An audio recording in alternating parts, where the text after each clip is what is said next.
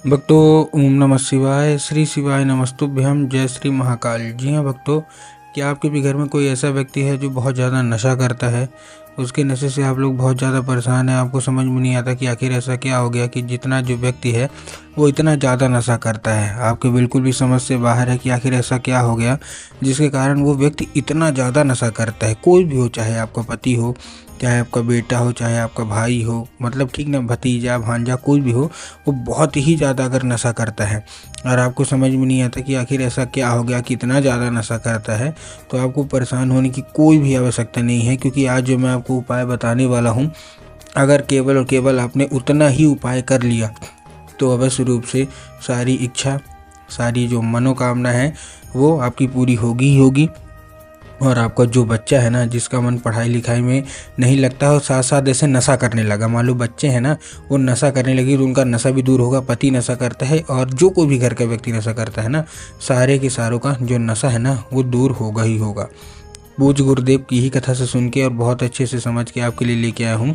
तो बस ध्यान से सुनिएगा और अच्छे तरीके से करिएगा। अगर आपने आज का ये उपाय ध्यान से सुन के अच्छे से किया तो आप खुद ही देखेंगे जो कोई भी इच्छा मनोकामना है सारी की सारी है आपकी पूरी होगी ही होगी।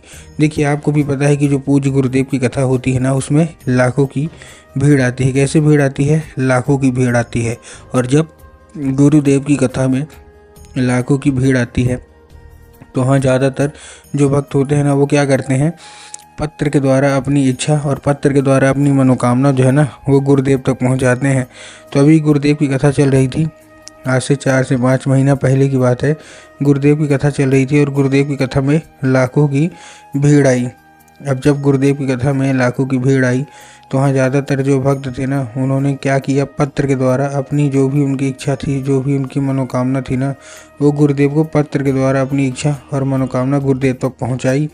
अब जब गुरुदेव के पास पत्र पहुँचा और गुरुदेव ने पत्र पढ़ा तो वहाँ गुरुदेव ने देखा कि ज़्यादातर जो भक्त है ना, उनकी क्या है, केवल और केवल एक ही इच्छा और एक ही मनोकामना है, क्या कि गुरुदेव, हमारे घर का एक व्यक्ति है, बहुत ज़्यादा नशा करता है, उसका जो नशा है ना वो समाप्त ही नहीं हो रहा।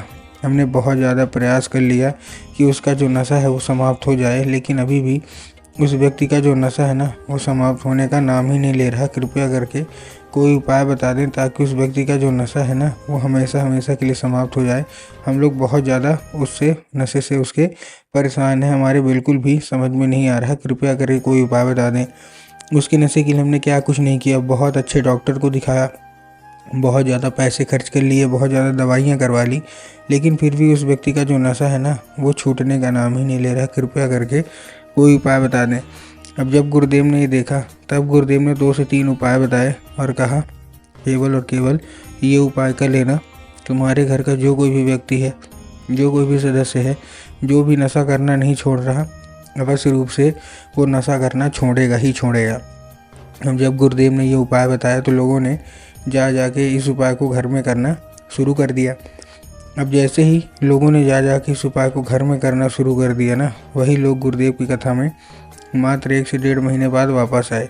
अब जब वही लोग गुरुदेव की कथा में वापस आए तो उन्होंने क्या किया, फिर से एक बार गुरुदेव को पत्र लिखा। लेकिन ये वाला जो पत्र था ये गुरुदेव को धन्यवाद के रूप में पत्र था कि गुरुदेव, धन्य हो आपका, आपके द्वारा बताया गया उपाय हमने कर लिया है, हमारी सारी इच्छा, सारी मनोकामना है ना वो पूरी होंगी ही, मतलब हो गई हैं। आपका कोटि कोटि धन्यवाद। तो देखिए, जो लोग भी मेरी आवाज़ अभी सुन रहे हैं ना, अगर आपको भी जानना है कि आखिर ऐसा कौन सा उपाय है जिसको करने मात्र से इच्छा मनोकामना पूरी हो जाती है, तो चलिए हम बताते हैं आपको आज की इस वीडियो के माध्यम से कि आपको करना क्या है। तो बस उपाय ध्यान से सुन के अच्छे से करिएगा ज़रूर। लेकिन उसके पहले चैनल पे अगर पहली बार आए हैं और आवाज़ मेरी पहली बार सुन रहे हैं तो वीडियो कर दें लाइक और चैनल को भी कर लें सब्सक्राइब, ताकि पूजनीय पंडित प्रदीप जी मिश्रा के रोज़ नए नए उपाय सबसे पहले मैं आपको प्राप्त करा सकूं। तो देखिए, जो हमारा सबसे पहला उपाय है, इस उपाय में आपको करना क्या है, इस उपाय में सबसे सरल है। आपको लेना क्या है, केवल और केवल 3 काली मिर्च और 1 धतूरा, और एक किससे कराना है, जिसका मतलब नशा है ना नहीं छूट रहा, उसको करवाना है।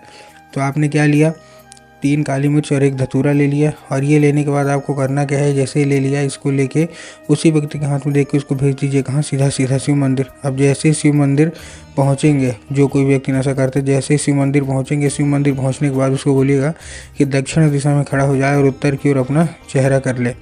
अब देखिए दक्षिण और उत्तर में ना बहुत सारे लोग कंफ्यूज होते हैं कि दक्षिण क्या है उत्तर क्या है, हमको थोड़ा साफ साफ बताओ। तब गुरुदेव ने साफ साफ बताया है कि आप जिस भी शिव मंदिर जा रहे हैं ना, उस शिव मंदिर का जिधर साइड जलाधारी होगा आपको अपना चेहरा उधर साइड करके खड़े हो जाना है। ठीक, खड़े हो गए। खड़े होने के बाद आपको क्या करना है, एक नाम लेके, कौन सा, महादेव का बहुत ही सुंदर सा नाम है, श्रम्भेश्वर महादेव। तो आपको करना क्या है, आपको श्रम्भेश्वर महादेव का नाम लेके उन्हीं का स्मरण करके चुपचाप क्या कर देना है, अर्पित कर देना है बस। पूज्य गुरुदेव कहते हैं कि अगर आपने श्रम्भेश्वर महादेव का ये उपाय कर लिया तो अवश्य रूप से सारी इच्छा मनोकामना पूरी होंगी ही होंगी। और आपके घर का जो कोई भी व्यक्ति है जो कि बहुत ज़्यादा नशा करता है, उसका जो नशा है वो भी समाप्त होगा। ये था हमारा पहला उपाय। अब देखिए हमको भी पता है कि जो कोई भी व्यक्ति नशा करता है वो उपाय तो करेगा नहीं, है ना। तो जितनी भी महिलाएं हैं जिनके घर के व्यक्ति नशा करते हैं, आप उनका नशा कैसे छुड़वाएंगे, चलिए अब हम वो बता देते हैं। तो इस उपाय में आपको देखिए करना क्या है, इस उपाय में आपको सिंपल सा करना क्या है, आपको लेना है 1 लोटा जल, 3 बेलपत्र और 2 से 3 बूंद गंगा जल। फिर से बता रहा हूँ क्या क्या लेना है। आपको लेना क्या है, 1 लोटा जल लेना है, 3 बेलपत्र लेना है और 3 बेलपत्र के साथ साथ 2 से 3 बूंद गंगा जल ले लीजिए। अब जब 1 लोटा जल लेंगे तब आपको ध्यान रखना है कि जो 1 लोटा जल है वो तांबे के लोटे में ही जल होना चाहिए। किस में होना चाहिए, तांबे के लोटे में जल होना चाहिए। ठीक, और तांबे के लोटे में जल के साथ साथ आपको ध्यान रखना है कि जो जल है वो आपके घर का जल होना चाहिए। ठीक, ये भी ध्यान रखना। बहुत सारे लोग गलती क्या करते हैं ना कि वो घर से खाली लोटा लेके जाएंगे और ले जाके मंदिर परिसर से जल भर लेते हैं, तो वो भी गलत है। तो आपको उससे भी बचना है। ठीक, उसके साथ साथ जो आप बेलपत्र ले रहे हैं तो बेलपत्र में आपको ध्यान रखना है कि जो बेलपत्र है वो कहीं से भी कटा फटा या खंडित नहीं होना चाहिए, कहीं से भी ख़राब नहीं होना चाहिए। बहुत सारे लोग बेलपत्र लेने में यही गलती करते हैं कि वो एक पत्ती को ही बेलपत्र मान लेते हैं, जो कि पूर्णतः गलत है। आपको भी पता है एक पत्ती का तो कोई बेलपत्र होता ही नहीं है, 3 पत्ती मिलके जो बेलपत्र बनती है वही बेलपत्र आपको ले लेना है। ठीक, ले लिया। अब लेने के बाद आपको करना क्या है, जैसे आपने लिया, लेने के बाद 2 से 3 बूंद गंगा जल मिला लीजिए और पहुंच जाइए कहाँ, सीधा सीधा शिव मंदिर।